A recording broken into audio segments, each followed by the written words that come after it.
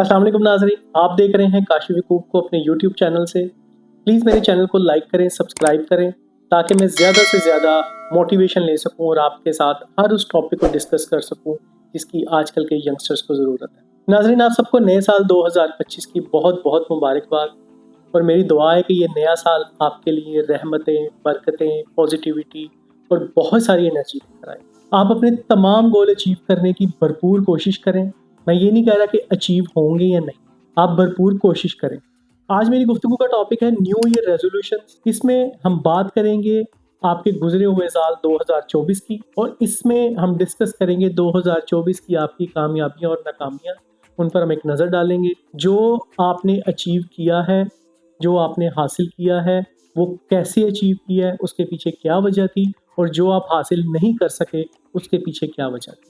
इसमें हम बात करेंगे कि कैसे आपने अपनी 2024 की कमियों कोताहियों को जमा करना है और 2025 में ऐसा नहीं करना है। नाज़रीन, मेरा एक पुख्ता बिलीव है, पुख्ता ईमान है इस चीज़ पर कि अपनी गलतियों का एतराफ़ करना आपका कामयाबी की तरफ पहला कदम होता है। क्योंकि जब तक आप खुद से महसूस नहीं करते, अपनी ज़ात में कन्विंस नहीं होते कि आप गलत हैं, तब तक आप खुद को ठीक नहीं कर सकते और ना ही आपको खुद को बेहतर करने की करिश पैदा होती है। इसलिए अपनी गलतियों को बड़े दिल से एक्सेप्ट करें ताकि आइंदा आप उन्हें ना दोहराकर मज़ीद गलतियों से बच सकें।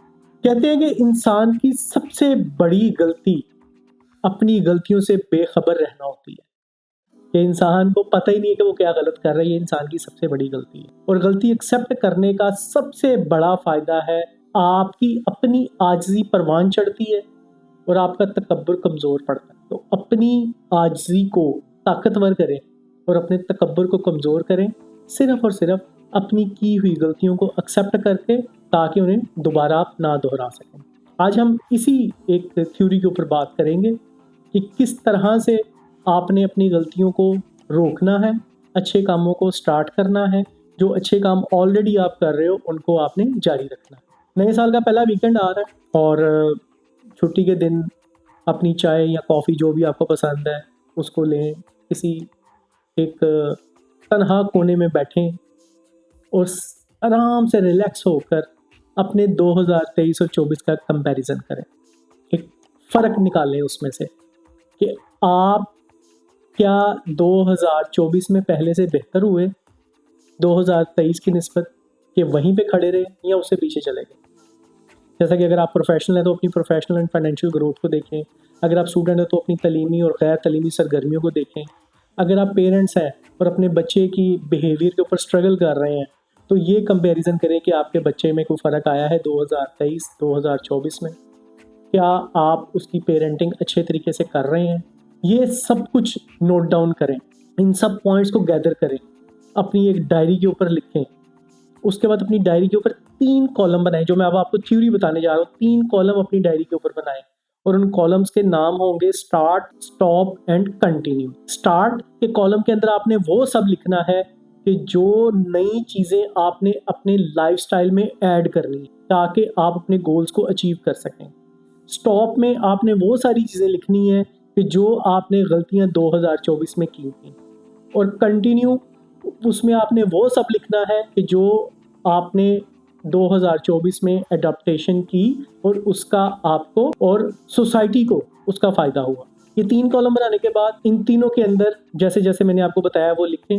स्क्रीन के ऊपर आपको नज़र भी आ रहा होगा इस वक्त कि किस तरह से आपने अपने कॉलम्स ड्रा करने हैं। ये प्रैक्टिस करने से आपको एग्जैक्ट पता चल जाएगा कि 2025 में आपने क्या करना है। इसके लिए आपको अपनी एक प्रैक्टिकल एग्जांपल देता हूँ कि मैं 2023 जब एंड हो रहा था, दिसंबर 2023 में, मैं वेट स्केल के ऊपर खड़ा हुआ तो वेट स्केल की स्क्रीन के ऊपर जो नंबर डिस्प्ले हुआ वो था 115 किलो। मैं बहुत ज़्यादा ओवरवेट हो चुका था। 115 किलो वज़न था मेरा। मतलब कि मैं 40 साल का होने वाला था 2024 लास्ट ईयर अक्टूबर में। मैं 40 साल का हुआ। मैं अपनी 40s में एंटर हो रहा था 115 किलो वेट के साथ। और जब आप 40s में एंटर होते हैं तो आपके एनर्जी लेवल डाउन होते हैं। वो एज होती है जिसमें मुख्तलिफ़ किस्म की बीमारियाँ, ब्लड प्रेशर है, ब्लड शुगर है, ये चीज़ें आपको घूर रही होती हैं, आपको ढूंढ रही होती हैं और बिल्कुल आपको कैच करने के करीब होती हैं। फिर एक दिन मैं एक ऐसे एक्सपीरियंस से गुजरा जिसमें मुझे ये एहसास दिलाया गया कि काश साहब, you are going to enter in your 40s. Do you want to enter with the blood sugar? Do you want to enter in your 40s with the high blood pressure, which are the common disease in this age? और क्या बाकी सारी ज़िंदगी आपने regular medications पे रहना है? आपने शुगर की गोली खानी है, ब्लड प्रेशर की गोली खानी है? क्या आपने इस तरह के लाइफस्टाइल को अडॉप्ट करना है? चॉइस आपकी है, जो भी आप करें। ये एक नॉकिंग थी मेरे अंदर कि मुझे ये सब कुछ नहीं करना है, मुझे एक एक्टिव लाइफस्टाइल अडॉप्ट करना है। और उसके लिए मैं खुद के साथ ज़बरदस्ती भी नहीं करना चाहता था। मैं एक अच्छे तरीके के साथ एक एक्टिव एंड हेल्दी लाइफस्टाइल को अडॉप्ट करना चाहता था, अपनी मर्ज़ी से करना चाहता था, ताकि मैं उसको एक लॉन्ग टर्म के लिए कंटिन्यू रख सकूँ। ये एक ऐसा एहसास था जिसने मुझे मजबूर किया कि मैं अपनी तमाम गलतियों का एतराफ़ करूँ, जो मेरी एक्टिव लाइफस्टाइल के रास्ते में रुकावट थी। पूरी एनर्जी से अपने कंफर्ट जोन से निकलने की कोशिश करूं और खुद को चैलेंज दूं कि मैंने अपना वेट लूज करना है, मैंने अपना वेट कम करना है। मुझे अभी तक डेट याद है, 4 मई 2024। वो दिन था जिस दिन मैंने अपना स्टार्ट स्टॉप कंटिन्यू वाले कॉलम्स ड्रा करके एक पेज के ऊपर स्टार्ट, स्टॉप और कंटिन्यू तीनों कॉलम्स के अंदर अपने पॉइंट्स को लिखा था कि क्या मुझे शुरू करना है, क्या मुझे ख़त्म करना है और क्या मुझे जारी रखना है। आप भी अभी कागज़ और पेंसिल उठाएं और अपना स्टार्ट, स्टॉप, कंटिन्यू वाले 3 कॉलम बनाकर उसके अंदर पॉइंट्स लिखें कि क्या आपने शुरू करना है, क्या आपने ख़त्म करना है और क्या आपने जारी रखना है। अब मेरे स्टार्ट वाले कॉलम में क्या था? मेरे स्टार्ट वाले कॉलम में था कि मेरा diet plan with calories deficit. Number 2 था एक्सरसाइज। नंबर 3 था 7 से 8 घंटे की नींद। ये 3 चीज़ें मैंने अपनी लाइफ में स्टार्ट करनी थी और ये तीनों चीज़ें अपने आप में एक मुकम्मल स्ट्रगल थी मेरे लिए, क्योंकि मैं एक बहुत बैड लाइफस्टाइल से गुजर रहा था। रात को देर से सोना, सुबह अलार्म पे उठना, जब सुबह उठना है तो फ्रेश नहीं होना, सर दर्द हो रहा है, ये कंधे दर्द हो रहे हैं, नींद पूरी नहीं हो रही, रात को देर तक दोस्तों के साथ बैठना है, चाय की महफिलों पे बैठना है रात को। तो सारी मेरी रूटीन ख़राब थी। सबसे पहले मैंने अपना डाइट प्लान डिसाइड किया जिससे मैं भूखा भी ना रहूं और मेरी कैलोरीज का डेफिसिट भी हो। फिर मैंने ये प्लान किया कि मुझे किस टाइम पर एक्सरसाइज करनी है, डे टाइम पर, मॉर्निंग आवर्स में ऑफिस जाने से पहले या इवनिंग आवर्स में ऑफिस से आने के बाद। सुबह उठना मुझे शुरू में चैलेंज लगा, तो मैंने शाम का टाइम ही, मतलब अपने लिए एक आसानी पैदा की, मैंने शाम का टाइम ही मैंने सेलेक्ट किया। अब उसके बाद मेरे लिए चैलेंज था कि 7 से 8 घंटे की नींद कैसे ले, क्योंकि आदत पड़ी थी मोबाइल को लेट नाइट स्क्रॉल करने की, देर से सोना और सोने से पहले को घंटा 2 घंटे मोबाइल को स्क्रॉल करना। और आपको पता है कि हमारे मोबाइल जिस तरह से हमारा सोशल मीडिया काम करता है, हम एक एल्गोरिदम के मुताबिक चल रहे होते हैं। जो चीज़ें आपके इंटरेस्ट की होती हैं वो सारी की सारी आपकी स्क्रीन पे आ रही होती हैं और आप जस्ट उनको स्क्रॉल करते रहते हो और टाइम का पता ही नहीं चलता। घंटा गुजर गया, 2 घंटे गुजर गए, 3 घंटे गुजर गए। तो इस तरह की लाइफस्टाइल से मैं गुजर रहा था, तो एक बहुत बड़ा चैलेंज था। उसके बाद दोस्तों के साथ बैठना, लेट नाइट सेटिंग्स करना, चाय पे चले जाना। अब जब आपने चाय पी लें रात को, जैसे फर्ज करें कि आपने सोने का टाइम है, सोने से आधा घंटा पहले आप चाय पी लें, आपको कहाँ नींद आएगी, या कॉफ़ी पी लें, कहाँ नींद आएगी। तो फिर देर से सोना, तो जब आप देर से सोते हो और सुबह जल्दी उठते हो, आपकी पूरी बॉडी स्ट्रेस में रहती है, आप मेंटली तौर पर और फिजिकली फ्रेश ही नहीं होते हो। तो फिर ये भी एक रीज़न है कि जब आप स्ट्रेस में होते हो तो आप ओवरवेट होते हो, आप वेट गेन करते हो। अब मेरे सामने मेरा स्टार्ट और मेरा स्टॉप बिल्कुल क्लियर था। अब नेक्स्ट स्टेप था कि how to make it happen. ये सब करना है, कैसे करना है, कैसे ये सब डिसिप्लिन मेंटेन होगा। मैं ज़ाती तौर पर एक नरम दिल इंसान, मतलब जो लोग मुझे जानते हैं उनको पता है कि मैं मतलब एक नरम दिल इंसान, और किसी की पर्सनल लाइकिंग डिसलाइकिंग की मैं बहुत ज़्यादा रिस्पेक्ट करता हूँ। मेरा मानना है कि आप ज़बरदस्ती किसी से कुछ भी नहीं करवा सकते, क्योंकि अगर कोई ज़बरदस्ती से या आपके खौफ से कुछ कर रहा है या कुछ करेगा तो वो उसको सज़ा के तौर पे करेगा, उसमें उसकी ज़ाती दिलचस्पी नहीं होगी।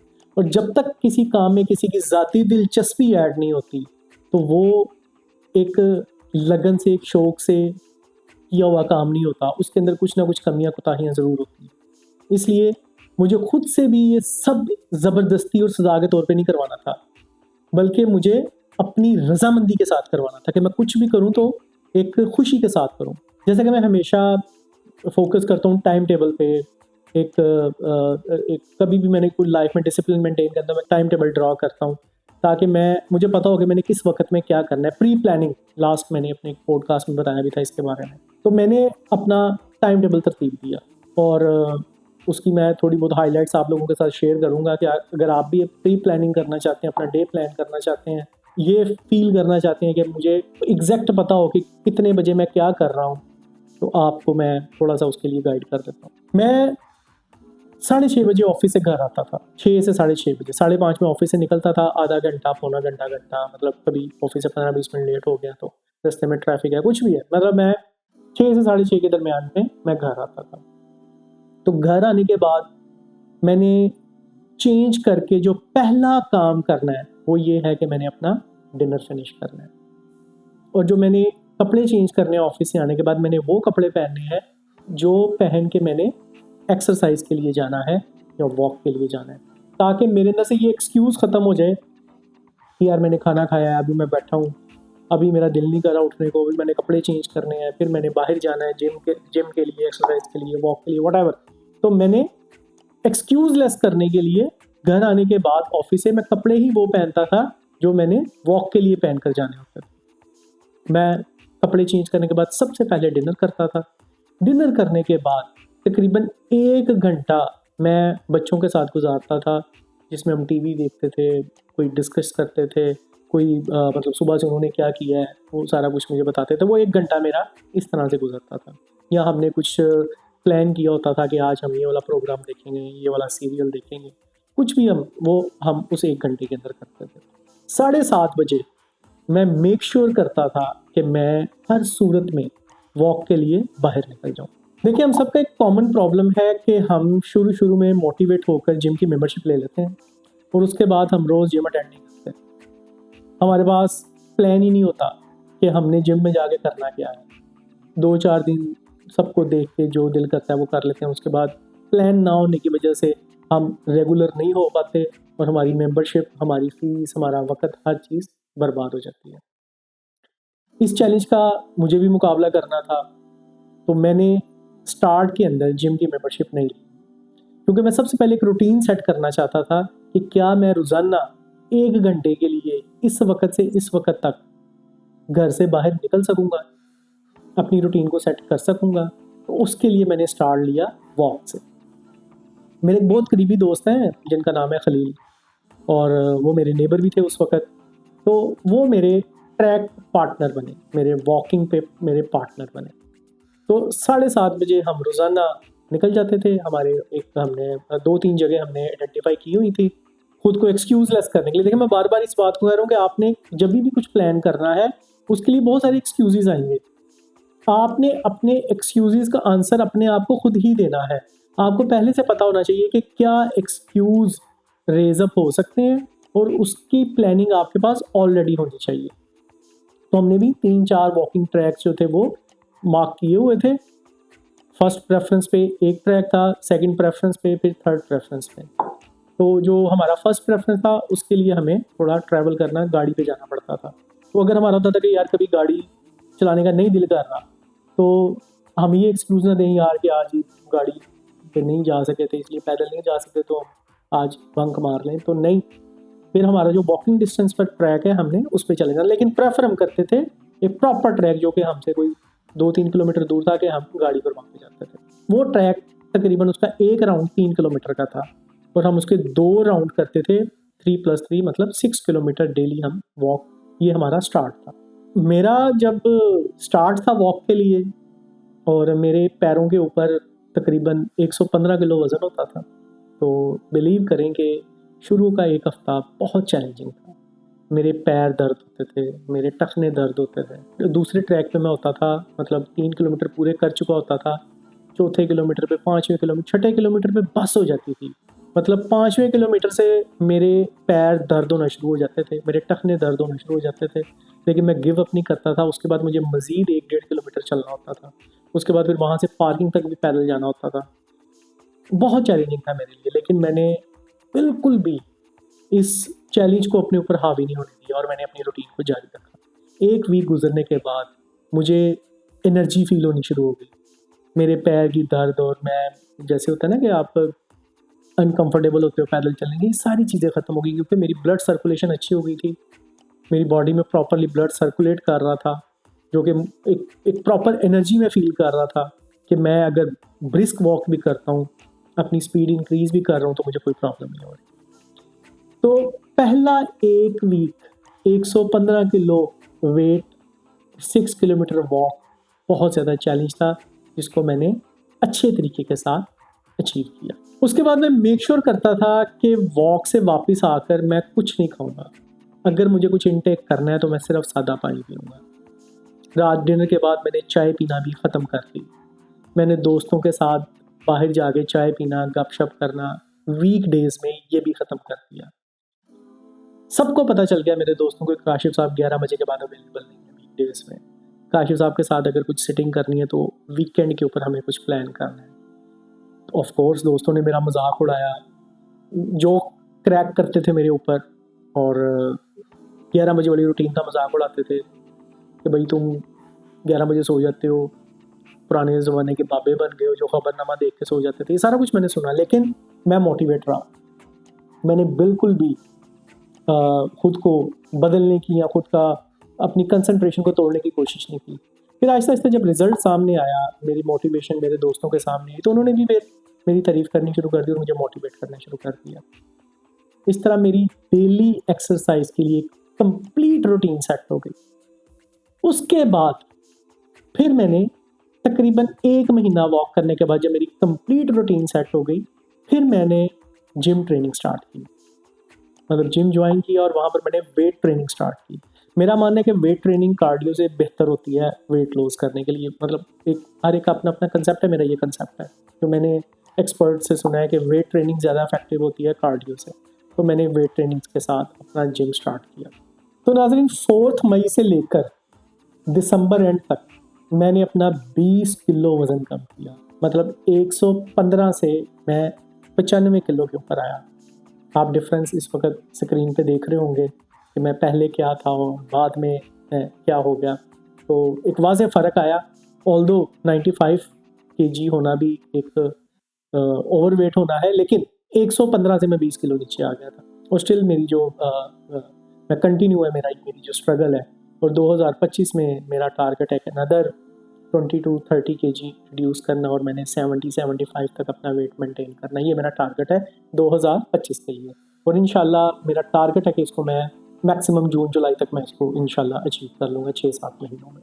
अब मैं एक एक्टिव लाइफस्टाइल को अडॉप्ट करके चल रहा हूँ। और मतलब जैसे मैंने बताया कि अभी भी मैं ओवरवेट हूँ, लेकिन फिर भी कि 2025 में मैंने अपना जो गोल सेट किया है कि मैंने अपना मज़ीद वेट कम करना है 20 से 25 किलो। तो इसी तरह आप भी अगर ओवरवेट है तो 2025 में अपना गोल सेट करें।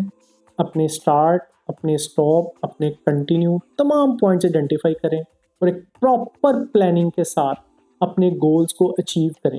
ये मैंने आपको अपने एक गोल की प्रैक्टिकल एग्जांपल दी है ताकि मैं आपको समझा सकूं एक अच्छे तरीके से कि मैंने किस तरीक़ाकार को अडॉप्ट किया और उसका मुझे क्या फ़ायदा हुआ। हो सकता है ये तरीक़ाकार आपके लिए भी इफ़ेक्टिव हो। मेरे तजर्बात से आप भी कुछ लर्न करें, तो प्लीज़ ज़रूर फॉलो करें। स्टार्ट, स्टॉप एंड कंटिन्यू, इस थ्योरी को अपनी लाइफ के अंदर। ये मेरी एक सक्सेस स्टोरी थी 2025 की। प्लीज़ मुझे अपने पॉइंट ऑफ व्यूज़ के साथ ज़रूर कमेंट कीजिएगा। और आज के लिए इतना ही काफ़ी। काशिफ यकूब को इजाज़त दें। और प्लीज़ अगर आपको मेरी बातें, मेरी वीडियोज़ अच्छी लगती हैं तो मेरे चैनल को लाइक करें, सब्सक्राइब करें और अपने दोस्तों के साथ शेयर करें। अपना ख्याल रखिएगा। Have a nice weekend. अल्लाह हाफ़िज़।